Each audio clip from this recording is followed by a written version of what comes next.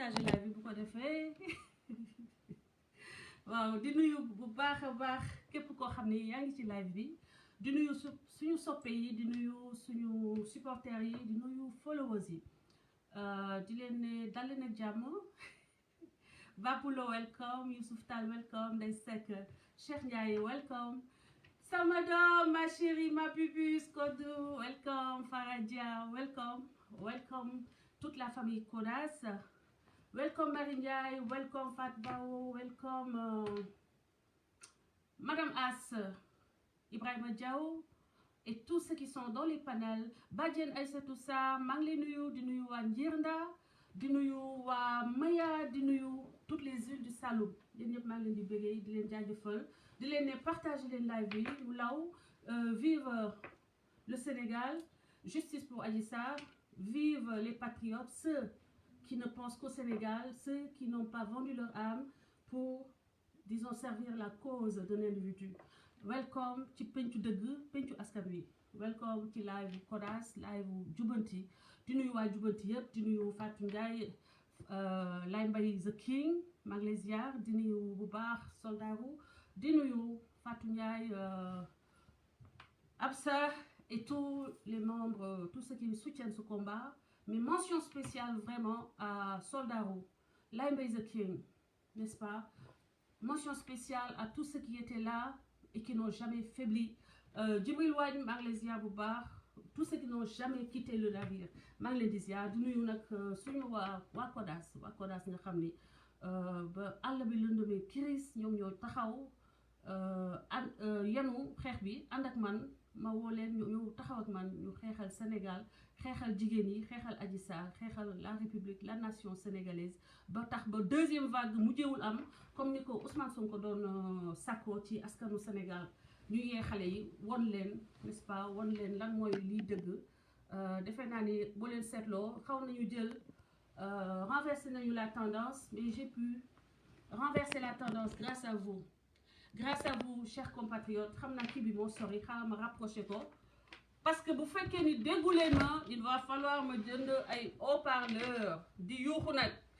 bala ma génne voix au professeur d'éducation physique bi quand j'étais au lycée Lamine Gueye. Vous m'entendez? Là, vous m'entendez là?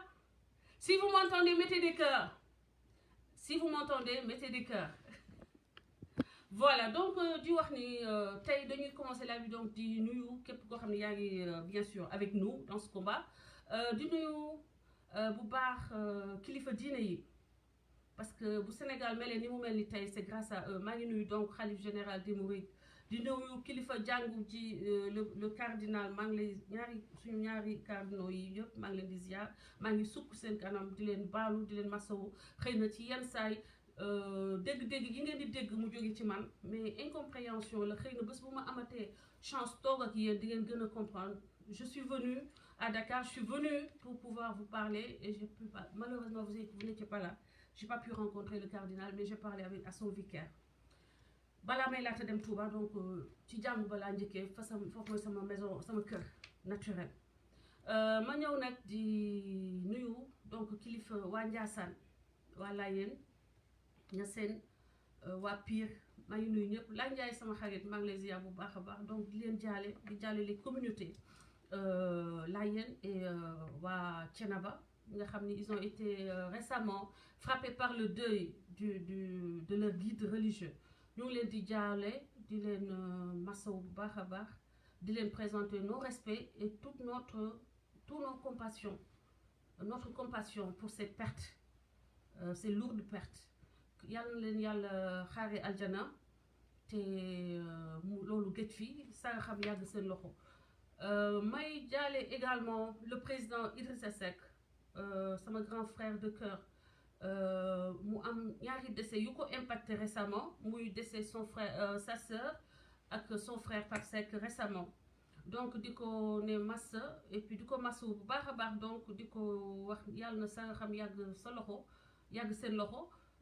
et que Dieu te donne la foi et la force de supporter ces pertes ces terribles pertes dans la prière et dans la perpétuation des beaux actes qu'ils avaient eu à, disons, poser ou qu'ils avaient eu à mener dans leur vie, continuer cette legacy, et c'est peut-être ça avec la prière qui pourra vous permettre de supporter ce départ brusque. C'est des épreuves de la vie, yalla la yalla taxaw ba nga mën ko muñ avec foi et la grandeur qu'on te connaît. Di massawu également les familles sénégalaises impactées par les inondations. Partagez leen live bi. Inondation yi gis nañu ni que jamono ñu toll nii vraiment sama gars yi partagé wu leen. Bu leen partagé wul moom duma sax sawal ci waxtaan bi. Inondation yi nekk ay événements yoo xam ni jamono yi ñu toll nii am na famille sénégalaise yu mu impacté seen quotidien di leen massawu bu baax a baax di wax ni quoi que loo xam ni la c'est un phénomène récurrent yàgg na fi yàgg nañ koo gis biir Sénégal ces inondations là vraiment war nañu toll on l'espérait en tout cas avec l'arrivée du président de la République Macky Sall que ñu mun a tourner cette page là. Il y avait beaucoup d'espoir qui avait été porté en vous, monsieur le président, parce que je me rappelle ñun suñu discussion sur RNS il y avait, je pense que dans votre programme on avait une fois discuté de vos defe naa ni nekkoon na benn point central yow monsieur le président Macky Sall ci n'est-ce pas li nga bëggoon pour Sénégal, c'est-à-dire régler définitivement la question des inondations. Je me rappelle, si ma mémoire est bonne. may ñëw aussi leerlu ci benn aspect boo xam ni sama gars yi volume bi de wax dëgg yàlla xaaral ma xool il faut ma gën a rapprocher ci bi li may bëgg a wax ci question bu am na question bu ma bëggoon a wax mooy le président de la République, le président Macky Sall. te mu live bi tey xam ngeen ni que la Lyon Mati 3 pommes maa ngi lay ziar ma sœur, maa ngi lay ziar, partagé leen ma live bi. Partagez leen ma ko na ko waa Sénégal gis waa leeral ndax xëy na éventuellement ñu mun ko partager. J'aurais dû xam partager leen ko après su ma nekkee di teg yenn éléments yi. Live bu tey bi c'est la force de frappe du mensonge. Mensonge di fen ci tubaab, fen bi nga xam ne Ousmane Sonko da ko jël def ko mu nekk un outil politique. Encore une fois, j'avais promis à des sœurs ku mel ni Betty Préra, frère bu mel ni Omar Ndiaye, wax leen ni que dootuma saaga Ousmane Sonko comme dem nañu ba ñoom seen bopp la taxoon ma leen di saaga ñoom ñu génne ko beddi ko seen biir soxlatuma di saaga Ousmane Sonko. Mais du tere li ma xalaat dinaa ko wax comme na ma koy waxee président Macky Sall de tout temps sans saaga ko, sans wax ko saaga ndeyam wala baayam wala jabaram, ñoom ñëpp dama leen mës a wax dëgg avec toute la sincérité, avec tout mon amour pour le Sénégal, avec toute ma volonté et mon désir de voir le président de la République incarner le changement que nous appelions à l'époque, moi, en 2012, boobu fekk waxuma leen deuxième vague bi ñëw 2017, mais ngaaka yi ñëw fekk si ñu après 2017 fekk xaaju ñoo xam sax lan mooy réseaux sociaux lan mooy live bu ñu ko xamee tam ñemewuñu woon toog ci kanamu caméra di wax.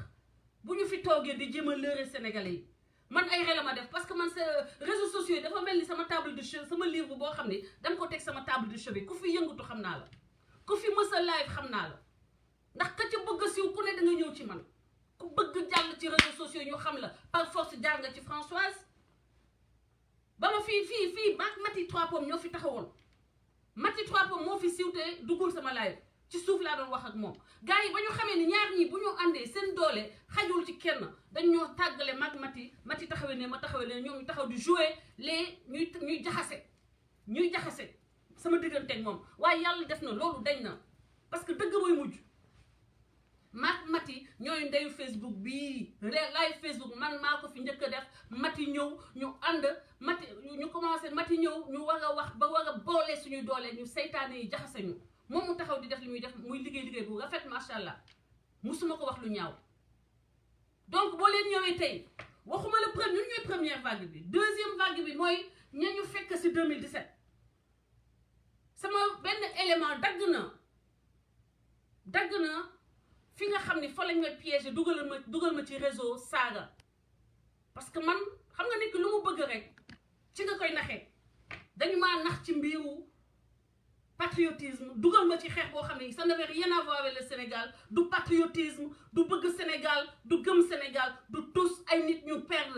perte dopp amatuñu benn recours ñu ne nañu dugg ci patriotisme bii parce que mën na ci génn. te looloo amate encore ak vague bi ñëw actuellement ba tax ba man la ma doon wax man 2017 pour ñoom lu bees la léegi moom la ñuy génn di ci dund samay mbalit maanaam samay poubelle ña ñëw 2020 ay 2020 léegi samay kafaar lañu samay mbóot lañu samay toilette lañuy dem di fawtaatu la fa ne di génn waaye kon lii defoon na ko fi kon xool leen lii de defoon na ko fi ña leen di seetaan gën leen nekk ay ngaaka loolu problème bi Sénégal tey ngaaka yi ñoo taxaw gën a rëy làmmiñ ñëpp boom xam-xam yi noppi toog di leen seetaan mais c'est une erreur je l'avais dit en 2012 ba may wax na intellectuel yi dugg ci politique ça a bokk na ci li créé Pastef tey ba may xeex man RNS c'était pour que Pastef lu mel ni Pastef juddu mais pas de cette façon pas en utilisant par exemple le mensonge comme méthode live yi ay série lay nekk parce que damay démanteler vidéo par vidéo élément par élément li leen di won ni que Pastef mënut a nekk le changement Pastef da ngeen arnaqué xale yi jox leen projet boo xam ne yéen seen bopp mënu leen ko dund yéen seen bopp jëmmalu leen ko yéen seen bopp attanu leen ko il faut que vous acceptiez et que vous cherchiez la matière première parce que matière première bi amul actuellement biir Pastef looloo tax ngeen sonn matière parce que da ngeen fekk loo xam ne dafay exister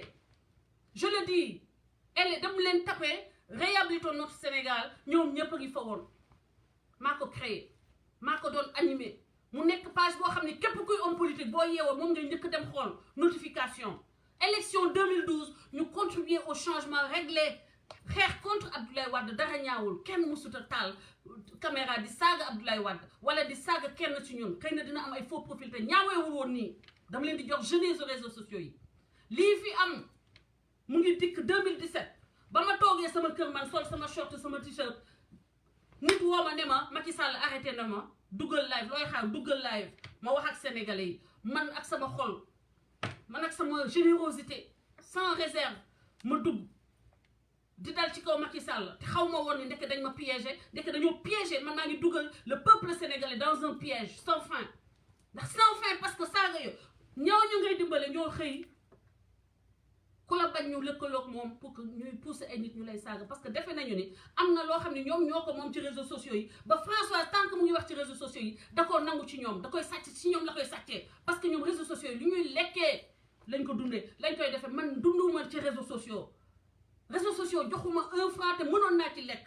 xaalis su ma ko bëggoon mais maa wax ni xeex bi duma ci boole xaalis fen yëpp nag yàlla mu ngi koy génnee benn par benn jaxase ma ak ay samay nit fenal ma wu ne ngeen def ko waaye yàlla mooy atte loolu dañ koy teg fële yooyu yeneen tom la dinañ ci ñëw ak enregistrement yii Aboubacry génnee ngeen xam ni kon saaga yiñ ma doon saaga def yu bon yiñ ma doon def yëpp léegi xam ngeen centrale bi fan la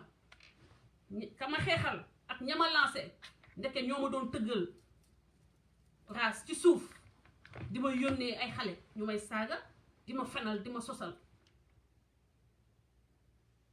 dem leen page Homs activiste ngeen xool audio yaa ngi fa ngeen xoolal seen bopp kan mooy Baye Sikkim mi nga xam ne moo xaw a taal Sénégal moom lañ moo doon outil yu Ousmane Sonko pour ñu taal Sénégal ak waa Pastef kooku nga xam ni ba mu demee kaso ba muy dem kaso dafa saw tànkam ci tribunal bi man awma lu may waxanteeg moom ndax moom daf ma wax ci fii laa lijjante problème en direct te dafa doon wax nit ñi bu ma tuddee ngeen noppalu dem leen déglu audio yi fii laa lijjante problème ba tey ba sànq gisuma avocat am góor goo xam ne nag da nga dem kaso say moroomu góor di la tëddee ba nga xam ni bët plëg ngay doxantoo maanaam gis nga sañ yooyu ñuy def ci bouteille yu vin dégg naa fu mu dem livrer nokkos sañ yooyu jël na ko ramassé ko moom lay dugal couche waaw jabar gee koy couche kooku amul lu may waxanteeg moom fu mu neex fu ko neex na dem wax ñu ñëw si suñu sujet muy Ousmane Sonko lépp loo xam ne Ousmane Sonko wax na ko wax leneen la ca des dinaa ci ñëw mënuma leen yokk leen dimbali leen ma ngeen yokk seeni yow ngeen yokk seeni appareil parce que j'ai un problème iPad bi su ma ciy live dañ may wax ni le volume est faible peut-être parce que je suis loin de l'appareil j'essaie de ne pas être trop près vous voyez donc je vais bloquer simplement je vais pas répondre nous avons collecté donc une série de live ay série live yoo xam ni dafay wone Ousmane Sonko kenn xamul mooy kan Ousmane Sonko kenn xamul lan lay wax tey ak lan lay wax ëllëg bu waxee lii tey wax leneen la ca des ëllëg sa alors à quel Ousmane Sonko se fier fen dafa nekk loo xam ni yàlla suñu borom da ko c'est-à-dire da ko bañ fen bokk na ci liy njëkk yóbbu nit Allah kii xoolal safara ñun en tant que croyants le mensonge fait partie des 10 péchés capitaux ñun en tant que catholique Ousmane Sonko saa yu ubbee gémmiñam wax fen na saa yu ubbee gémmiñam wax na loo xam ne du dëgg maintenant weddi xuuxante ki tubéy parce que dama promettre man ay doomu aadama yu nekk ci Ousmane Sonko par respect pour ñoom dootuma saaga Ousmane Sonko mais ça ne veut pas dire que duma ko attaquer politiquement parce que convaincre guma il ne m'a pas convaincu et pour qu'il puisse être le président du Sénégal il va falloir qu'il convainque par ses actes pas par des discours dont il a hérité man partagé wu ma sax live bi discours yi Ousmane Sonko daf ko hérité discours yi Ousmane Sonko créé wu ko encore une fois arrêtez de nous dire qu'il convainc par ses actes bàyyi leen di ñu wax ni c'est son discours non discours bi Ousmane Sonko créé wu ko Ousmane Sonko discours bi muy wax ni moom la Thomas Sankara wax Modibo Keïta moom la wax Sylvanus Olympio moom la wax n'est-ce pas Kadhafi moom la wax Mamadou Dia moom la wax Blondin Diop moom la wax c'est-à-dire que c'est toutes ces générations d'Africains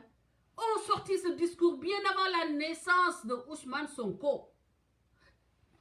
Arrêtez d'utiliser l'incurie bi nga xam ne moo nekk ci Sénégalais yi ñàkk jàng bi ngeen defe ni que discours bi Ousmane Sonko moo ko créé wu ko partagez leen vidéo bi sama mbokk yi s'il vous plaît déjà la malhonnêteté intellectuelle de laisser ces militants et des gens qui ne comprennent rien de rien penser que moom moo créé discours boobu je trouve ça déjà symptomatique de ce qu'il pourrait faire une fois à la tête de l'État parce que man c'est là que se trouve mon problème bu fekkee ni yow nekk goo président ngay utiliser le mensonge pour arriver dans le cœur des Sénégalais une fois que tu seras président avec tous les moyens yi la nga xam ne état moo koy joxe qu'est-ce que tu ne feras pas qu'est-ce que tu ne seras pas capable de faire bu fekkee ni yow les déjà dañuy cotiser di la jox yaa ngi jël sa xaalis mbala benn rêve booy miroiter Sénégalais yi muy rêve ni su ma nekkee président ku mel ni Babacar Touré la force Ousmane Sonko dafa am sa force de frappe du mensonge force de frappe du mensonge mooy comme armée nu muy amee capacité attaquer benn dëkk c'est-à-dire par ay missiles sol-sol par ay parachutistes par ay avions par ay commandos la force de frappe dafa yor force de frappe du mensonge dañoo yor ñoom ay atelier de fabrique du mensonge di fabriquer ay fen di ko joxe muy yëg ci kaw xale yi ci réseaux sociaux yi di ko lawal di ko jàllale ñu jox ko ay ñuy live bëgg bàyyi jox à démontrer ça à suffisance xale yi nekk ci live di lawal fen yooyu journalistes yi nga xam ni dañoo nekk ci plateau yi yaa ngi comprendre journalistes yi nekk ci plateau yi di leen jàppale ci fen yooyu benn ci journaliste ponkalu journaliste duulkat baal leen ma ci waxin bi mooy Babacar Touré mon frère yow lu la dal lu la jégadi Babacar Touré danga war a bàyyi fen yi danga war a bàyyi sos bi fenal nga Adji Sarr ba ne dafa yor ay doom am na sëy na ba am ñaari doom ça fait maintenant 6 mois nee naa la Babacar Touré ana doomu Adji Sarr yi fan lañ leen ngéntee ana imam bi leen ngénte xanaa bu Adji Sarr nëbbee doomam sax waa kër baayu doom yi war nañ ko mere ci loolu wala boo demee ci ñoom dinañu génn taxaw ci say caméra yow daal di la wax ni ñun de xale bi jur doomu Adji Sarr suñu doom la xale bi suñu sët la xale baa ngi fii waaye ñun mënuñu jot dañ ko nëbb ba tey defoo ko léegi yow sa fenu saison passée jeex woowaguñu nga ñëw wàccee yu sedd guy nga win indiwaat yeneen yu tàng jël kay plutôt yële sedd gul nga indi yu tàng jël ñëw tegal ñu ko encore ñu bëgg ñu demee ak moom fan yéen da ngeen yëpp askanu Sénégal da ngeen yàpp askanu Sénégal parce que nit ki y a un minimum de respect boo leen devoir au peuple sénégalais mooy quand même ngeen rester scotché à la vérité fii nga taxaw daal di fen Babacar Ndeye force de frappe bi dinaa ñëw ci élément wu Sonko yi ci boppam mais yenn journalistes yi lay wax njëkk démonter seeni fen avant ma ñëw ci ay preuves matérielles fenu Ousmane Sonko yi yow Babacar Touré fii nga fen donc waxaat ni yow Maître El Hadji Diouf dafa xuloo ak Adji Sarr dafa mere Adji Sarr parce que Adji Sarr daf ma gërëm xanaa xamoon ni balaa Adji Sarr di solu Maître El Hadji Diouf yëg na ko ba remercier ma man mi félicité ma Adji Sarr wax ko mu félicité ko te loolu c'était pour démonter yéen seen kàcc yi ni ngeen bëggoon jël xale bi wàññi ko réduire ko à quelque chose d'insignifiant ma won leen ni que jigéen joo xam ne góor gu ko gis bëgg ko jabaru Sonko ëppalewu ko dara mbokki Sonko yi gënuñu ko doon jigéen yéen ñooñu di wax seeni jabar moo leen dàkk mais Sonko moo ko yàq ba ngeen gisoon ci moom cette image d'une fille à la dérive d'une fille détruite d'une loque humaine. Je vous ai montré que la femme n'est que ce qu'on fait d'elle. Ousmane Sonko aurait pu en faire une star lumineuse,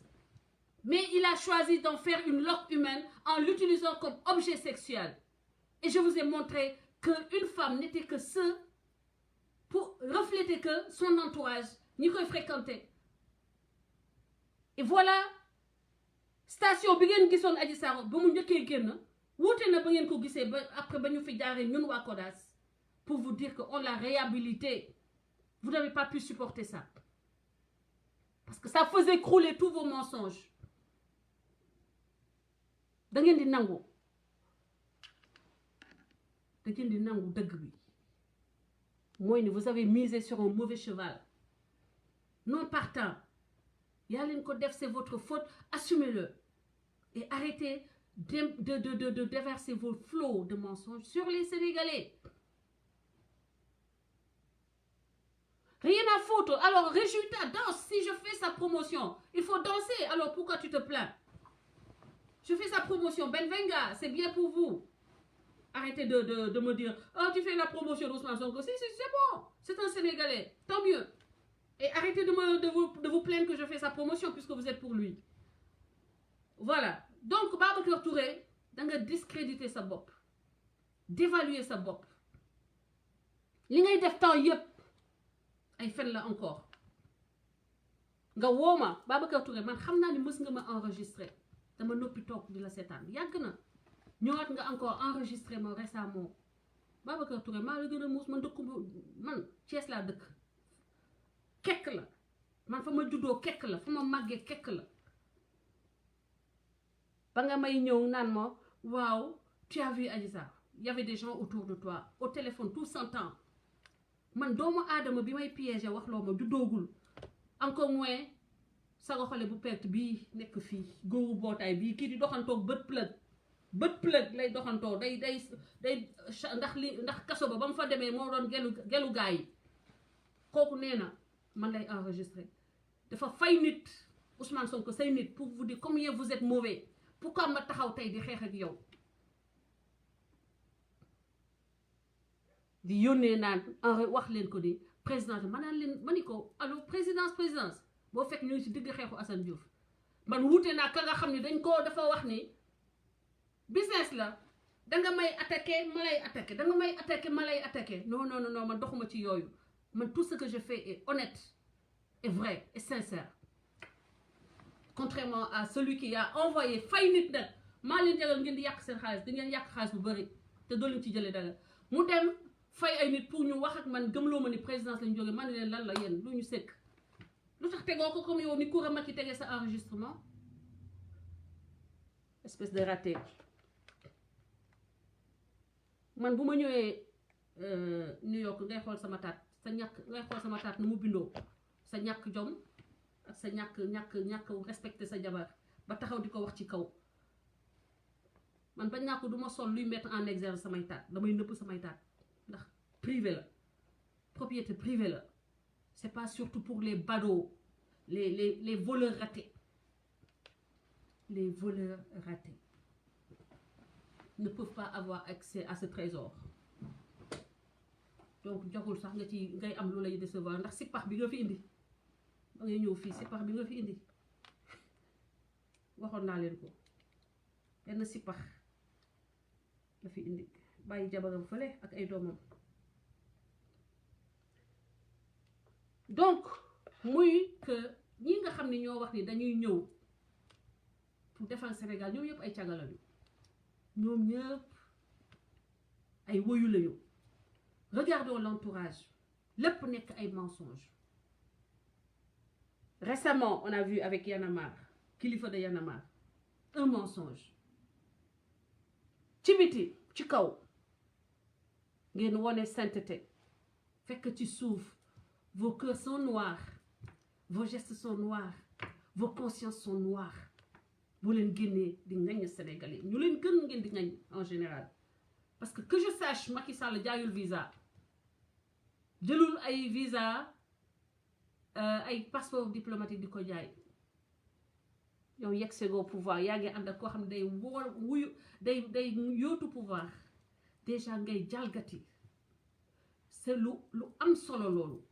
un symbole de la nation sénégalaise un passeport diplomatique nga koy piétiner pour ton propre intérêt voilà un mensonge Ousmane Sonko ton entrée en politique voilà un énorme mensonge danga bëggoon génn depuis 2013 mais danga bëggoon utiliser sa position pour ñu accepter le politiquement un énorme mensonge une trahison une tromperie une imposture tu as gagné ton positionnement politique au détriment de l'État sénégalais de la nation sénégalaise des symboles des principes donc mënuma la nawloo sa appartenance religieuse da nga nekkoon salafiste maanaam extrémisme radical islamisme radical ma ñëw wax la ci ay quelques informations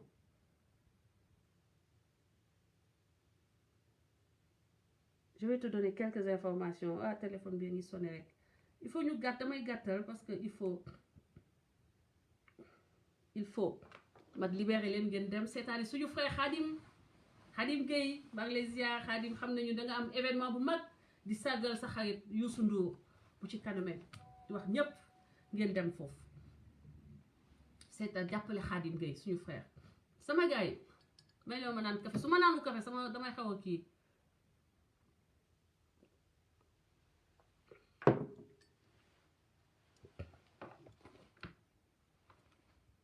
léegi yéen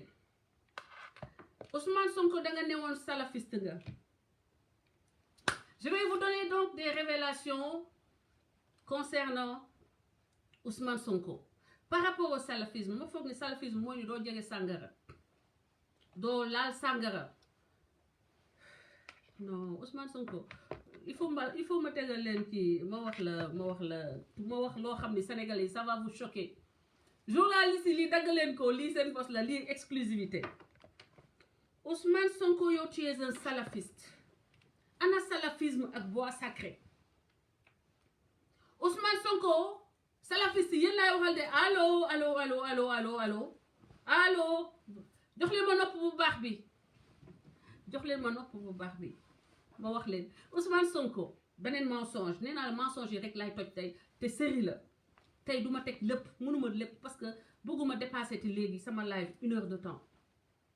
Ousmane Sonko yow tu es un salafiste, c'est-à-dire que doo bokkaale lenn normalement looloo tax ba defoo woon bois sacré ba nga nekkee xale mais ba nga bëggee nekk président loo def dema woon Bessir, tu n'es pas allé à Bessir ci bois sacré ses parents foofu nga waroon defee bois sacré maanaam néegu góor Ousmane Sonko néegu góor Bessir yow sa parent sa néegu góor Bessiré en tout cas ni ñu koy bindee Bessir lañu la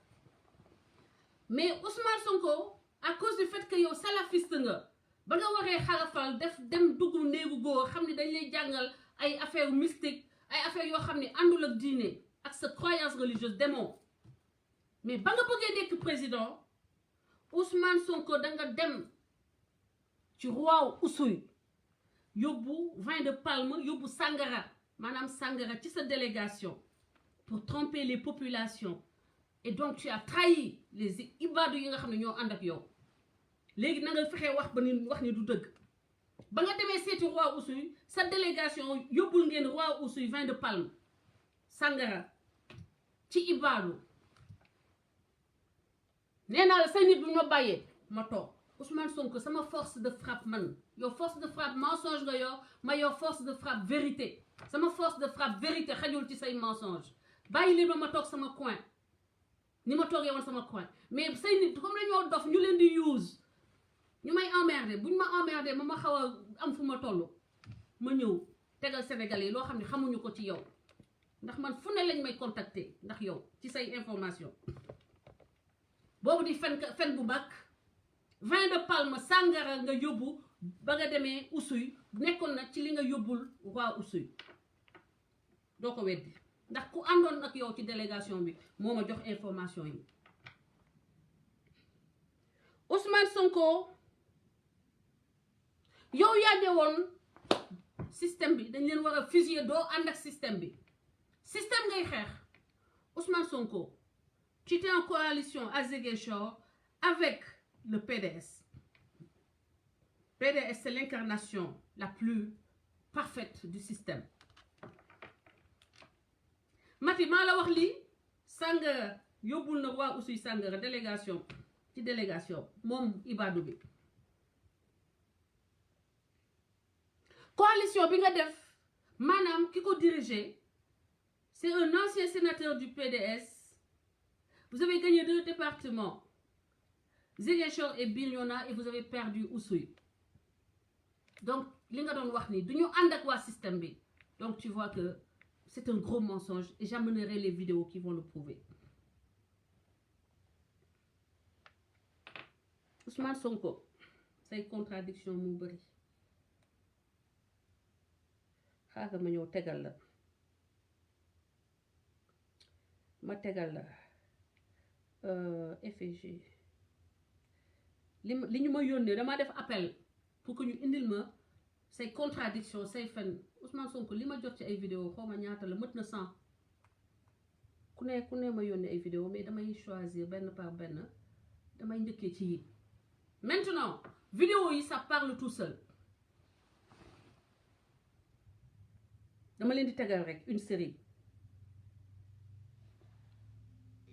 Jamais de coalition. Mais bien évidemment, nous aurions bien souhaité avoir le soutien du PDS et du président Abdoulaye Wade. Évidemment, si on a l'apport de l'un des principaux. Concernant l'actualité, parce que tey gis nañu ni dugg nga ci benn coalition suppu kànj donc foofu laa njëkkee coalition suppu kànj bi nga def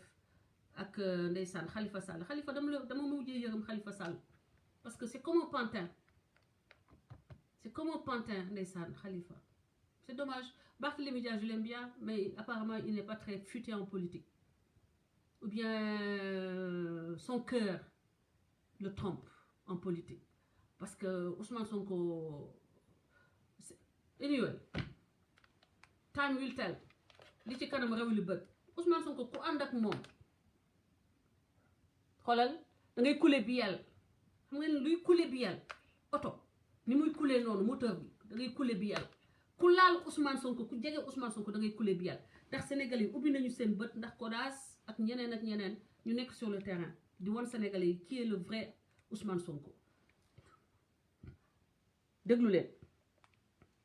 waaw man sama kii bi luminosité bi gars yi seen xel mi faw na de xoolal sama téléphone bi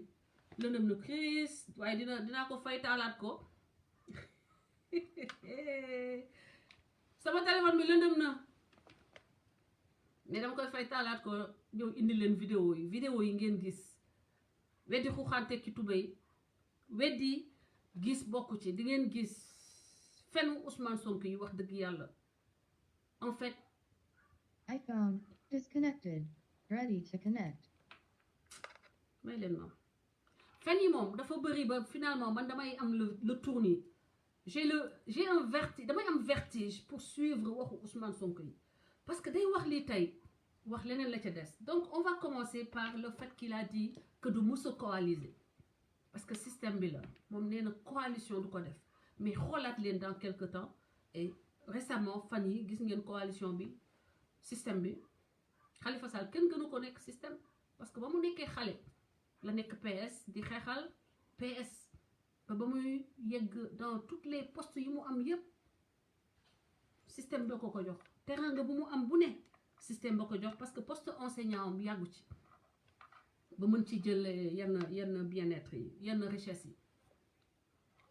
Karim Wade maanaam Abdoulaye Wade c'est le père du système donc waa ji bu waxam bu mu tax kenn dóor doomam. Ready to connect. waxam bu mu tax kenn dóor doomam maintenant may leen ma ñëw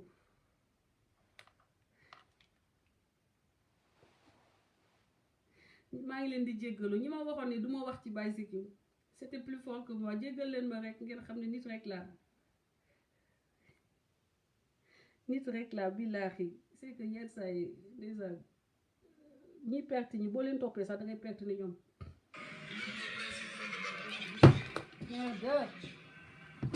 Excusez-moi.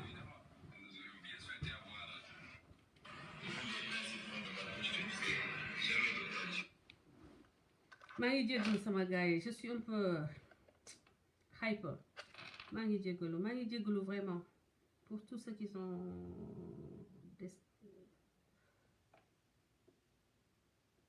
connected to wax dëgg yàlla iPhone. j'aurais même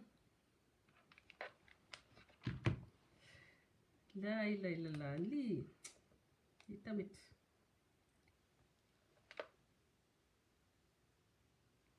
je vais me faire pardonner. L'un des principes fondamentaux chez nous, c'est jamais de coalition. Mais bien évidemment, nous aurions bien souhaité avoir le soutien du PDS et du président Abdoulaye Wade. Évidemment, si on a l'apport du président Abdoulaye Wade et du PDS, qui ne sont pas des nés en politique, dans la politique sénégalaise,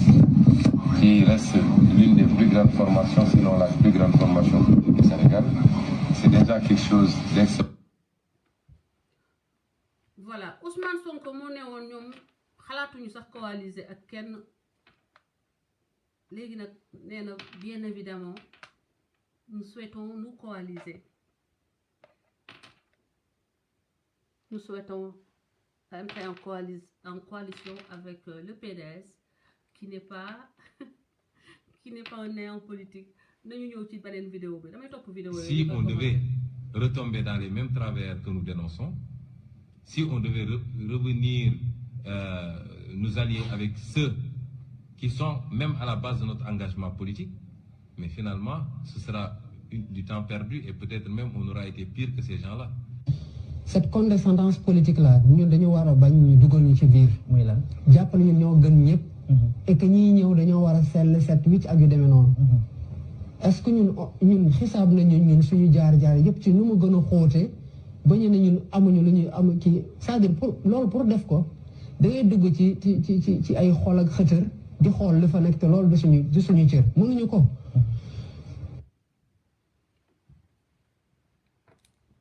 donc gis ngeen bu ñu waxee lii tey ëllëg sa ñu wax safaan wa bu ñu waxee lii tey minute ba ca topp ñu wax leneen donc ces gens là ñoom xamuñu sax fu ñu teg seeni tànk léegi réew mu mel ni Sénégal dañ koy jox ñoo xam ni xamuñu exactement sax nan la ñu war a taxawee. On nous parle en plus de ça on nous parle le projet mais où est le projet foo leen ko bind projet bi jox leen ñu ko ñu xayma ko ñu càmbar ko ñu discuter ci Ousmane Sonko nga nangoo di toog ak journaliste yi di discuter ci projet bi mais projet boo xam ni kenn du ko mës a gis le projet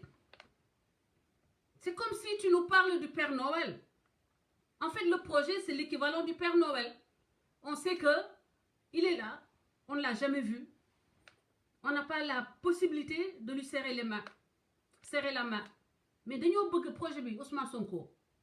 nga teg ko intellectuel yi di ko discuter parce que war nga ko mën a défendre. Boo ko mënut a défendre parce que yow tu es dans une procédure judiciaire nga jox ko ay kàngamu sa parti bu dee am na fa. ngeen taxaw exposé ñu ko parce que xam nañu ni ba ngay dem élection amoo woon programme bokk Pastef moo ma ko wax amoo leen woon programme ba ngeen di dem élection 2019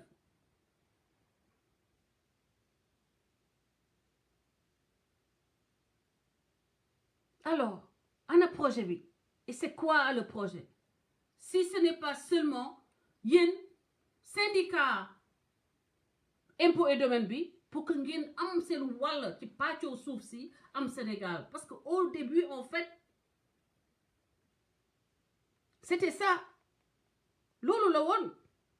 pàccoo jël seen wàll ci pàccoo suuf si maintenant c'est transformé en Pastef mais génne leen ñu projet bu bokkul ak dénonciation énoncer des solutions de vraies solutions énoncer j'ai pas dit solution j'ai dit énoncer des pistes de solutions mais qu'on puisse les discuter. Mais le projet qu'on ne voit jamais. Ça n'existe que dans vos cerveaux. Si on devait retomber dans les mêmes travers que nous dénonçons, si on devait revenir nous allier avec ceux qui sont même à la base de notre engagement politique, mais finalement, ce sera du temps perdu et peut-être même on aura été pire que ces gens-là. Cette condescendance politique là ñun dañu war a bañ ñu dugal ñu ci biir mooy lan. jàppal ñu. donc voilà donc loolu womb nañ ko nañu dem léegi ci dossier damay topp vidéo yi rek. ñu dem foofu muy complexe bu macha allah ñu nañ dem essayer foofu bi ñu demee def fa benn séance ñu am foofu benn master coréen bu ay ñu def fa séance bu baax. ba ñu paree war a fay bi ñu ma waxee lañ fay wax dëgg yàlla baax na trop macha allah waaye benn séance de massage nga war cee fay lu ëpp 200 000 francs ca laa ne docteur man opposant la aw ma xaalis loo xam ne war naa ko def nu mu tuuti benn yoon ci weer wi mënuma ci fay ay 200 000 francs ci la ma sama benn xamee ñu ciy waxtaan mu ne ma man de am naa fu may defee fii samay séance te institut bu légal la am ay kayitam reconnaissance su état di kenn preuve beneen bi 200 millions effectivement c'est intéressant et je vois que beaucoup de journalistes ne prêtent pas attention sur les 200 000 là moom tudd na fu mu demee massage ñu nekk 200 000 francs CFA xam nañu man sama bopp jeudi bale passé su walay am une semaine je me suis rendu là-bas. La facture la plus chère de ce salon-là, c'est 75 000 francs CFA. 75 000 francs. te moo fa gën a cher. moo fa gën a cher te xam nga ñan la. mooy ñi nga xam ne dañoo def ay accident yi garaaw. damoon ñu defaral tabax leen. dindi tabax bi ñuy def rééducation waaw. ñu war a mën a defaraat loxo bi pour mu mën a jub. dellu ci nu meloon wala delloo tànk bi mën a dox normal. ñoo fay yegg te tinu. am na solo par la magie. yàlla moo xam li muy def il se trouve que domaine boobu nga wax ne da nga ci feebar Ousmane Sonko ci laa am DEA maanaam diplôme d'études approfondies après ba ma defee professorat d'éducation physique jàngale quelques années loolu laa demoon jàngi Allemagne Ousmane Sonko je vais te poser ces questions là te tu as la responsabilité et le devoir de répondre à ces questions parce que professionnel moo lay poser questions yi en matière de thérapie rééducation loolu ngay def loolu nga wax ni moo la yóbbu Sweet Beauté wala mu yóbbu la ci salon xama chinois ba mu sutta am prestation boo xam ne danga koy def ba pare doo xam prix bi déjà on va prendre cette petite connerie là balaa boo yegsee salon kii boo duggee ci cabinet médical genre boobu dangay xam parce que dangay am choix benn dangay am ay offre de service yoo xam ni dangay choisir ban yow ak médecin bi yaa leen di choisir bi gën a approprié par rapport ak yow ton état de santé ak radiographie yooyu nga xam ni indi nga ko avec la prescription médicale massage yooyu kenn du ko def te amoo prescription médicale c'est-à-dire que docteur moo la koy bindal docteur moo lay wax ni tu as besoin de 10 séances wala de 5 séances boo demee def 5 séances yooyu da ngay ñëwaat évaluation wala nga indi évaluation bi le thérapeute bi defal y a beaucoup une batterie de tests à faire pour xool ta capacité sa douleur ak yow sa capacité à être fonctionnel parce que loolu mun na tax ba ñu defal nga def retraite anticipée ñu lay fay sécurité sociale di la fay baal leen ma comme petit le matin là mes pupilles ne sont pas encore adaptées vraiment à la lumière je vais mettre mes lunettes pour lire ce que j'ai écrit pour que Ousmane Sonko réponde à cette question là maa ngi jégalu Ousmane Sonko vous pourriez-vous nous dire Monsieur Ousmane Sonko, pour vous dire que je vous respecte, le nom du médecin traitant qui a effectué ces prestations sur votre personne et le nom de son cabinet. Gars, def leen ay cœur pour que au moins ñu bañ a couper live bi. Où se situe le cabinet en question et quel est le médecin généraliste qui vous a orienté vers le spécialiste? Parce que loolu doo ñëw rek ñu jàmmeet ñu yóbbu la foofu dafay am un médecin généraliste boo xam ne mooy sa médecin boo xam ne moo constaté état bi moo xam ne lii pathologie bi dépassé na sama compétence mu yónni la ci spécialiste bi génnee prescription médicale boobu nga joxe le nom du médecin qui t'a prescrit d'aller vers le généraliste après nga génnee généraliste bi lan la wax comme pathologie ta pathologie exacte c'est-à-dire tu dois nous dire que ce médecin, tu dois nous démontrer que le médecin qui t'a traité a évalué ta situation parce que l'autre c'est obligatoire dans ce genre de traitement. Man mi su may liggéey ak un patient damay am la prescription de son médecin. Non seulement médecin bi c'est-à-dire man li ma concerne c'est pas le médecin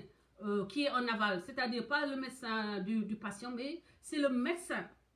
le spécialiste parce que man physiothérapeute yi ak médecin genre professeur Seydina Issa Laye Seydi yooyu ak ñi nekk hôpital Fann boobu noonu monsieur Ndoye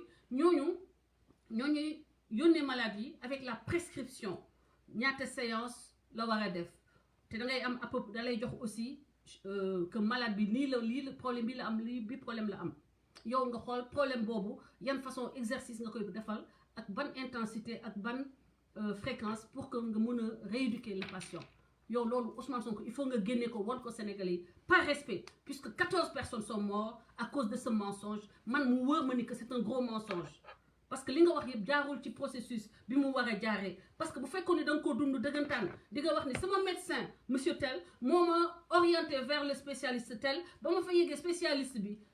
mu ngi ma you know kafa amu fi place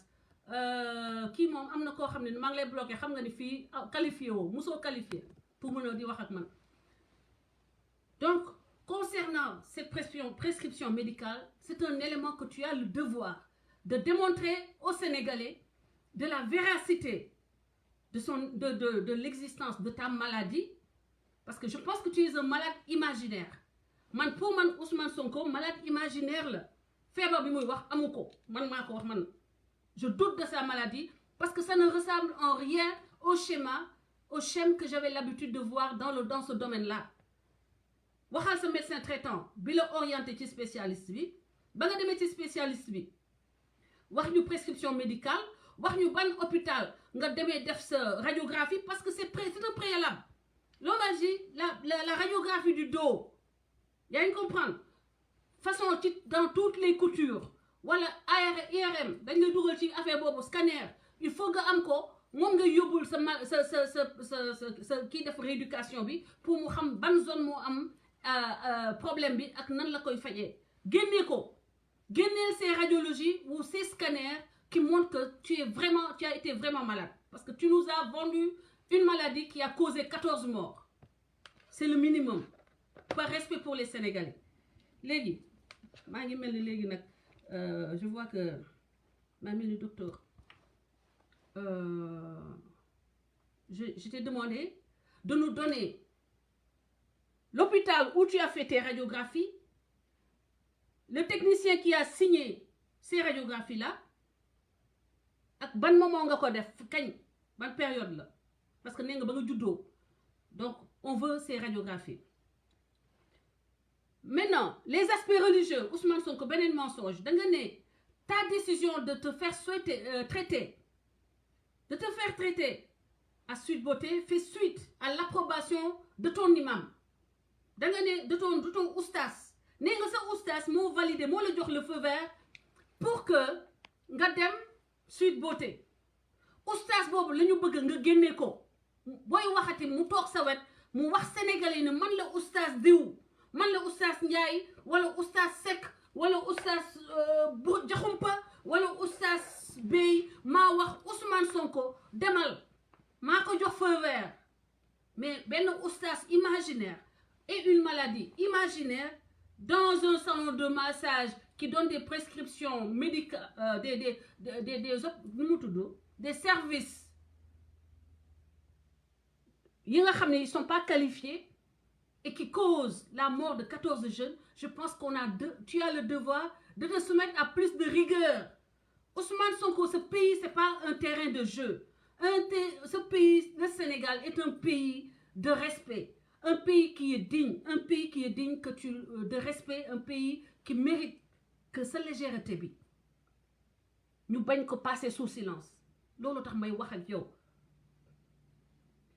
il faut que nga génneel ñu oustaz bi parce que fen bi nga fen rey na 14 personnes Adji Sarr musul wax mortel combat Adji Sarr musuta wax lu mu leen jaral nañu ko jaral parce que Adji Sarr kenn déggu ko ba 14 personnes dee te yow mi nga xam ne yaa moom a ko sëkk yow kese yaa wax 14 personnes dee kon il faut que nga assumer et maintenant nous te demandons des comptes et tu as le devoir de rendre compte. Pour finir avec les questions foo tolloog ndigg buy métti bi foo tolloog moom sa ndigg doon métti ba da nga c'était handicapant léegi anam wër nga da ngaa wër comme par magie wala ba tey yaa ngi dem di maase wu ça aussi c'est une chose que tu dois dire aux Sénégalais partagez la vidéo sama gars yi ma tegal leen musique naan ndox wax dafa métti de wax bi dafa métti partagez leen vidéo bi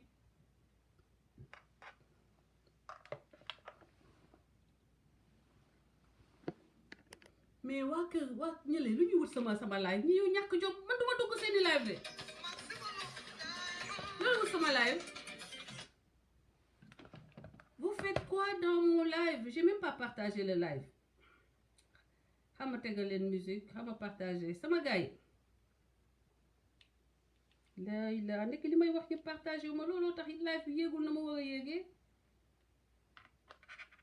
xama tegal leen musique bi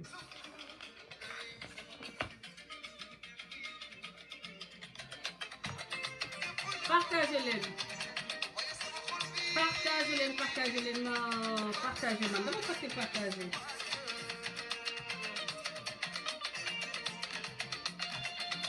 je souffle un moment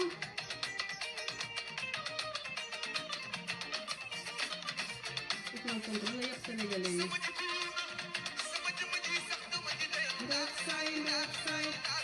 on est à 440 partages 309 j'aime continuez leen partager dama bëgg ñu yegg 1000 partages 1000 j'aime aimé leen live bi bu fekkee ne vous n'avez pas encore aimé waaw man loolu la duggee sama live bi yéen waa kër gële waa kër dëmm yi dama ko doon yegg 1000 partage 1000 j'aime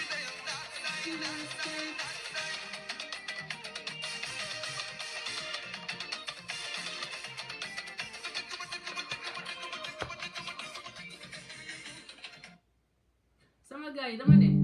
Ever wondered about search? ngeen partage Visit YouTube to learn more about how search c'est works. difficile hein si vous ne partagez pas Struggling with acne? Recommended by 90,000 dermatologists worldwide, La Roche-Posay Effaclar Acne Solutions treats clogged pores and oily skin, whiteheads and blackheads, and acne blemishes and pimples. La Roche-Posay, the #1 acne skincare brand in European pharmacies. partage leen wala ma taxaw partage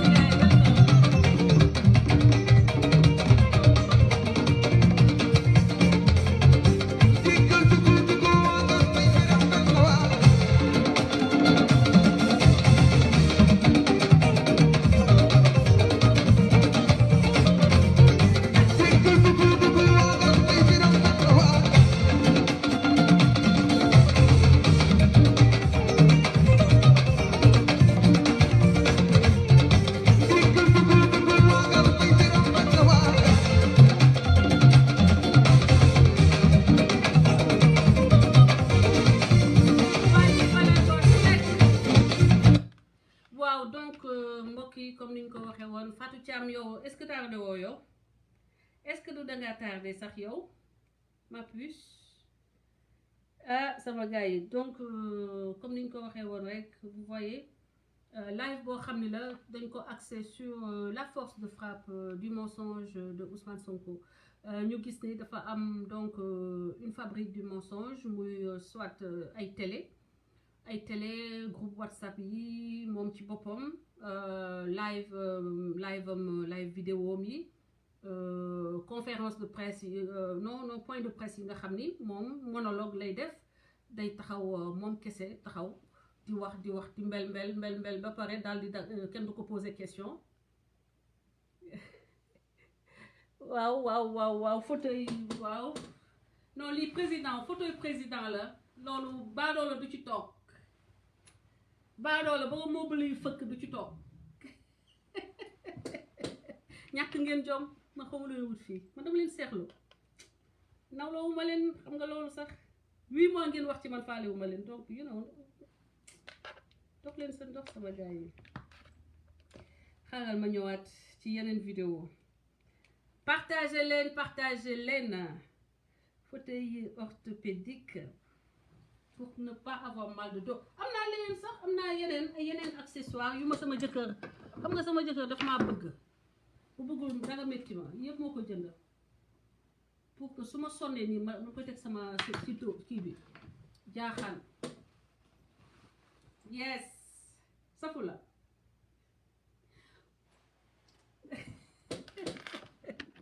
diggéen dee rek il faut arrêter de vouloir écrire sur l'écriture de Dieu parce que nul ne peut écrire sur l'écriture de Dieu le jour où vous le comprendre bés boo leen ko comprendre rek noppalu da ngay gis ci réseau yi ñoo xam ne dañuy ñëw di essayer bind sur l'écriture de Dieu il faut arrêter de vouloir écrire sur l'écriture de Dieu vous n'aurez jamais gain de cause jamais li yàlla bind doomu aadama mënu ko effacer donc nañ teg lépp ci dëgg léegi nag ñu ñëw ci vidéo bi ci topp ma ne nañu moytu non ça m'intéresse pas léegi nañu ñëw ci force de frappe du mensonge bi Pape Alé Niang ci la bokk un journaliste qui est passé complètement à côté de sa carrière tout comme Babacar Touré. ñu ne ko est-ce que pour massage Ousmane Sonko yow yaa désigné Adji Sarr pour mu koy defal mu ne déedéet musuma wax ne Adji Sarr yow yaay toppatoo Sonko. Adji Sarr man maa ko boole ak Sonko mu koy massé comprendre nga. dégg ngeen Adji Sarr man maa ko boole ak Sonko pour mu koy massé. donc voilà ça c'est benn ci fankat yi beneen fankat jàkkaarlool mooy néeg bi la fameuse néeg mooy néeg bi nga xam ne fa la ñu wax ni mooy le lieu présumé fa la yëf yi xewee salon bi comme ni ngeen di gisee balaa nga dugg ci néeg bi benn caméra de surveillance encore mu ngi tiim pour wone ki nga xam ne mooy dugg mais comme ni ma leen ko waxee toujours keroog ci le 2 février 2021 caméra bi branché wuñu ko woon li ko waral mooy gannaaw coupure de courant lañu woon débranché woon nañu machine yi fàtte ko branché waat loolu moo taxoon keroog branché wuñu caméra boobu te keroog bi yëf yi di xew soxna si nga xam ne moom salon bi muy Ndeye Khady Ndiaye moom nekkuloon ci kër gi boobu demoon na hôpital dem seeti li nga xam ne mooy doomam bu prématuré boobu jëkkëram rek moom moo nekk ci kër gi bu ko defee dañuy dugg dans la fameuse salle bi nga xam ne fa la ñu doon maase Ousmane Sonko mais fa lañ doon maat comme ni ngeen ko gisee ni ñu leen ko doon waxee bu ñu génnee ci biir néeg bi li nga xam ne mooy buntu bi bu ñu ko delloo comme gis ngeen ko buntu bi du tëju donc xaw ma par ban extraordinaire la ñu mën a dugg ci néeg bi tëj ko ba mën a fa mën a def loolu nga xam ne moom la ñuy tudd mais comme ni ma leen ko waxee. oh Babacar man sa dama rus seetlu gis ngeen demi vidéo bi Babacar mu ngi taxaw ci buntu néeg bi mu ngi tëju. dama koy delloo après ñu commentaire ko Babacar Touré yaa ngi taxaw ci buntu néeg bi mu ngi tëju quelques minutes après fàtte nga ni que buntu néeg bi dangaa taxawoon ci buntu néeg bi mu tëju nga dal di ñëw wan ñu buntu boo xam ne mënul tëju naan bi kon buntu bi gis ngeen ni du tëju xaaral ma defaat ko ngeen gis ñu yeggali ko non man c'est yéen da ngeen ma jaaxal problème mu fen mooy service après vente bi harmonie fen mooy compliqué il faut être intelligent Babacar Touré gis ngeen nee na buntu bi. kër gi dafa am benn xale bu ndaw xale boo xam ne 2 at la am te fu ne lay daw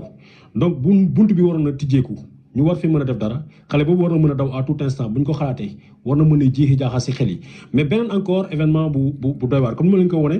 diggante fi ko jàkkaar loolu. muy buntu bi dafa tëjoo gis ngeen xool leen buntu baa ngi ni tëjoo What the heck? Hold on. Oh, Babacar Touré fii da nga daanu metti sax. que jàkkaarlool muy néeg bi la fameuse néeg mooy néeg bi nga xam ne fa la ñu wax ni mooy le lieu présumé fa la yëf yi xewee salon bi comme ni ngeen di gisee balaa nga dugg ci néeg bi benn caméra de surveillance encore mu ngi tim pour wone ki nga xam ne mooy dugg mais comme ni ma leen ko waxee toujours keroog ci le 2 février 2021 caméra bi branché wuñu ko woon li ko waral mooy gannaaw coupure de courant la ñu woon débranché wu nañu machine yi fàtte ko branché waat loolu moo taxoon keroog branché wuñu caméra boobu te keroog bi yëf yi di xew soxna si nga xam ne moom salon bi muy Ndeye Khady Ndiaye moom nekkuloon ci kër gi boobu demoon na hôpital dem seeti li nga xam ne mooy doomam bu prématuré boobu. gis ngeen ni buntu bi dafa tëju ah Babacar Touré a ngi nii taxaw ci kanamu buntu bi buntu baa ngi tëju léegi dans quelques secondes di ngeen gis Babacar Touré dem na am na lu mu def ci buntu bi ba taxaw di ñu won buntu bi. di ñu won buntu bi ne ñu buntu bi xam ngeen ni mënul tëju kon naka la fi nit di defee lenn lu mu mënti doon vous avez vu la porte elle est fermée actuellement porte bi mu ngi tëju Babacar Touré ngi wax dans quelques secondes Babacar Touré def na scénario boo xam ne dafa bëgg a gëmloo Sénégalais que buntu ba fa ñuy maasee Sonko buntu bu dul tëju la te am na kër gi xale yi dañuy daw di dugg partout donc buntu kër googu néeg boobu kenn mënu fa def naka sa dul noonu fàtte na ni que au début de son reportage mu ngi nii buntu baa ngi tëju ñu continuer vidéo bi. jëkkëram rek moom moo nekk ci kër gi. bu ko defee dañuy dugg dans la fameuse salle bi nga xam ne fa la ñu doon maase Ousmane Sonko mais fa lañ doon maat comme ni ngeen ko gisee ni ñu leen ko doon waxee bu ñu génnee ci biir néeg bi li nga xam ne mooy buntu bi bu ñu ko delloo comme gis ngeen ko buntu bi du tëju donc xaw ma par ban extraordinaire la ñu mën a. dugg ci néeg bi tëj ko ba mën a fa mën a def loolu nga xam ne moom la ñuy tudd mais comme ni ma leen ko waxee kër gi dafa am benn xale bu ndaw xale boo xam ne 2 at la am te fu ne lay daw donc vous voyez un des éléments de la force de frappe du mensonge de Ousmane Sonko sans mêler les pédales en direct. Kodas vient vous le montrer, FJ vient vous montrer seeni fen ne leen yéen seeni fen xam nga lu tax ngeen am problème parce que sénégalais yi dañoo muus. du man kese de du Françoise Hélène Gaye c'est 16 millions de personnes yoo xam ni dañoo muus yéen ngeen jóge fe nekk ay ngaaka blindé nekk ay des gens qui n'ont pas réussi véritablement. Il y a toujours une raison pourquoi vous n'avez pas réussi, c'est le manque d'intelligence. Dans un même élément, Babacar Touré, tu te mets devant une porte fermée, tu fais ton reportage jusqu'au milieu, tu rentres dans la chambre, tu reviens avec l'idée oh nañu kii buntu bi nañu def en sorte que ñu wax ni que léegi kon buntu bi du tëju donc dara mënu fee xew tu vois. Sénégalais mënu leen fonto Sénégalais, arrêtez de vous jouer des Sénégalais, arrêtez de vous amuser avec les Sénégalais. Ce pays est trop précieux, ce peuple n'a pas besoin de vos mensonges. Arrêtez. Babacar lii rusloo na lii rek war nañ la ci yóbbu yow kaso man ngay enregistré doo musa am dara ci man ñu la gën a xarañ jiitu nañ la ci enregistrement et je suis déçu ba ngay wax man xam naa ni yaa ngi may enregistré te doo la njëriñ dara parce que xam naa man du ma wax lenn loo xam ni you know. Ok ñu continuer vaar yi hold on nañu continuer vaar yi ñu xool ba fan la ba force de frappe du mensonge bi dañu mën a yem ak moom tey parce que bëgguma def plus que 1 heure de temps de live bi vaar yi ñu xool ba fan la ba force de frappe du mensonge Babacar Touré xaaral ma ñëw sama gars yi partagé leen gis ngeen nee naa leen je serai à Ousmane Sonko. Je serai à Ousmane Sonko ce que la CNN a été à Donald Trump.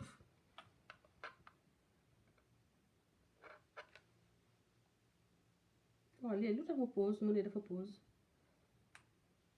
Ma ne Donald Trump ah CNN ni mu meloon ak moom man maa koy nekk man Françoise maa koy nekk ak Kodas. Pour Ousmane Sonko et sa force de frappe du mensonge. Tey je vous ai démontré suffisamment ay éléments tey won naa leen ay éléments yu doy n'est-ce pas donc hold on je veux voir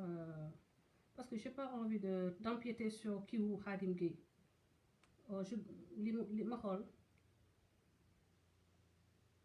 voilà sama gars yi donc dama leen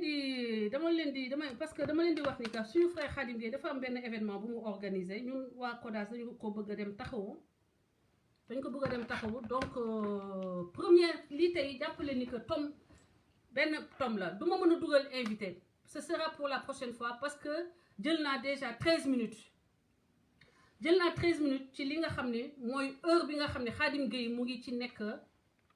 doylugu leen mais grawul je reviendrai dans 2 semaines nee naa leen je serai à Ousmane Sonko ce que CNN a été pour Donald Trump vidéo yëpp dee leen ma koy yónnee ma won leen la force du frappe du mensonge de Ousmane Sonko et on va démanteler cette force de frappe. mosoo leen ma dégg ma ne ko président Macky Sall. Macky Sall laa koy wax parce que légitimul. li ma waxtaan ak président Macky Sall mooy lii su ko defee mooy dafa bëgg consensus am ci gestion crise bi. donc fen boobu leer na. may leeral benn mbir bu am solo mbir moomu mooy sénégalais yépp mën nañu après wax ni Ousmane Sonko moo ne woon keroog bu ñu yëkkatee sama mbalaanu kiiraay muy sama immunité keroog googu laay dem uyu ji buñ ma woowee ma wax ni dama ne woon bu dee jaar nañu ci yoon bi nga xam ne moom la constitution teg moom la règlement intérieur de l'Assemblée nationale nga xam ne loi organique teg saa suñu jaaree foofu respecté ko bu ñu yëkkatee sama mbalaanu kiiraay ma dem fa may wax Sénégalais nag dañoo respecté wul loolu te loolu man wax naa ko avocat yi wax nañ ko. sama gars yi il y a bii mooy dernier bi nag quand même. bi ñu génnee ci élection bi ñeenti candidat opposition lañu woon. bii mooy bi ñu génnee ci élection am na tey ku dem ànd ak moom su génnee naan daf ñuy attaqué te bi ñu defee élection bi ci gannaaw ëllëg sa la sàkku daf maa bëgg a gis ñu daje fii. kër benn ci sama soutien yi muy kër Atepa man moom Boubacar Camara Atepa dama am ay seede mu ne il faut ñu yëngal réew mi il faut ñu génn manifester parce que waa ji dafa foqati. kon ko da ngaa mën a fen lu nu wax nga ne yaa ko xam sax xamoo xam. keroog élection présidentielle bi dimanche bi mu am. ma jógee Ziguinchor wàcc aéroport egsi fii 19h dégg coow li maa ngi sama téléphone woo Déthié Fall ma ne ko anagram bi mu ne ma mi ngi nii fu ngeen nekk mu ne ma Thiès ma ne ko passe ma ko ma ne ko monsieur le président rappliqué sur Dakar ñu def une conférence de presse tout de suite parce que lii raam nii balaa ñu naan minuit gars yi nañu déclarer qu'ils sont vainqueurs. donc sama gars yi fen yaa ngoog pour tey on va s'arrêter là parce qu'on doit aller soutenir notre frère Khadim Gueye qui fait une spéciale avec son frère, son ami Youssou Ndour. Et donc, nous yeggali rek en musique avec Ndeye Fatou Ngom, une des mamans de Adji Sarr. Di leen wax ni donc je vous souhaite un très bon week-end. But next time, peut-être dans 2 semaines, man live xam ngeen ni léegi dama am ay doom ñooy def liggéey bi man damay coordonner rek mais de temps en temps chaque 2 semaines dinaa ñëw defal leen benn point bu mel nii.